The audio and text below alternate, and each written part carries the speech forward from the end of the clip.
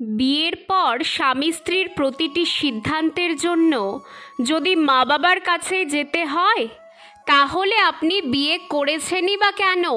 আপনার বিয়ে করার বয়স হয়েছে মানে সিদ্ধান্ত নেবারও বয়স হয়েছে। কিন্তু বিয়ের পর প্রতিটি সিদ্ধান্ত যদি মা বাবাকে জিজ্ঞেস করে নিতে হয়, তাহলে আপনি স্বামী হিসেবে নিজের স্ত্রীর কাছে মর্যাদা হারাবেন। স্ত্রীকে নিয়ে শ্বশুরবাড়ি যাবেন কি না, স্ত্রী কোনো সিদ্ধান্ত নিতে চাইলে বারবার তাকে বলা, মাকে জিজ্ঞেস করো। স্ত্রীকে নিয়ে বাইরে যাবার আগে বাবার অনুমতি নিতে হলে এটার ফল আসলেই নেতিবাচক। কিছু সময়ের জন্য হয়তো আপনার মনে হতেই পারে কোনো অসুবিধে তো হচ্ছে না, কিন্তু আপনার স্ত্রীর মনে ক্ষোভ জন্ম নেয়, আপনার প্রতি তার সম্মান বোধ উঠে যায়। মাঝে মধ্যে তার কিছু ইচ্ছে করলে আপনি যদি বলেন, দেখি মা কি বলে, তখন হয়তো সে কিছু বলে না, কিন্তু মা যদি না করেন, মায়ের ওপর না বরং আপনার ওপরেই তার রাগ হয়। আপনি পারিবারিক গুরুত্বপূর্ণ সিদ্ধান্তে অবশ্যই মা বাবার পরামর্শ নেবেন, তাদেরকে শ্রদ্ধা করবেন, কিন্তু স্বামী হিসেবে আপনার যে কর্তৃত্ব আছে সেই কর্তৃত্বের চর্চা আপনিই করুন, আপনার মা বাবাকে করতে দেবেন না।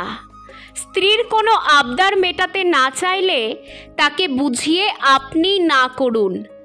নিজের মা বাবাকে ইনভলভ করে যখন দাম্পত্য জীবনের সিদ্ধান্ত নেবেন, আর কোনো এক সিদ্ধান্ত ভুল হলে স্ত্রী আপনার সিদ্ধান্ত গ্রহণের প্রক্রিয়া নিয়ে প্রশ্ন তুলবে।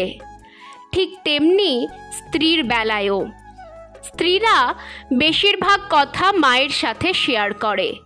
স্বামী কি করলো, কি বলল, স্বামীকে এটা কিভাবে বলবে, স্বামীর কাছে কিভাবে চাইবে, এগুলো নিয়ে সে মায়ের সাথে কথা বলে।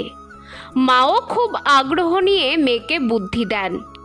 বিয়ের পর গুরুত্বপূর্ণ ইস্যু ছাড়া দৈনন্দিন এইসব ব্যাপারে মেয়ের মা যত ইনভলভ হবে, পারিবারিক অশান্তি তত বাড়বে। মা যদি জিজ্ঞেস করে, এটা বলার পর জামাই কি বলল, স্ত্রীর তখন স্পষ্টভাবে বলা উচিত, সরি মা, ও আমাকে কি বলেছে সেটা আমি তোমাকে বলতে পারবো না। একজন স্ত্রী হিসেবে স্বামীর প্রতি আপনার এই আত্মসম্মান থাকা খুব জরুরি।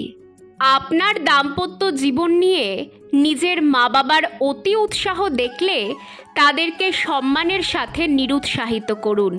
দেখবেন তাহলে জীবনের অর্ধেক সমস্যার সমাধান নিজে থেকেই হয়ে গেছে। এই কথাগুলো মেনে চললে আপনাদের দাম্পত্য জীবন সত্যিই খুব সুখের হবে।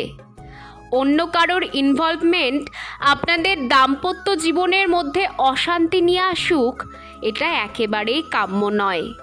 তাই স্বামী এবং স্ত্রী উভয়েই এই কথাগুলো মেনে চলুন, তাহলেই দেখবেন দাম্পত্য জীবন কতটা শান্তির হয়ে উঠেছে।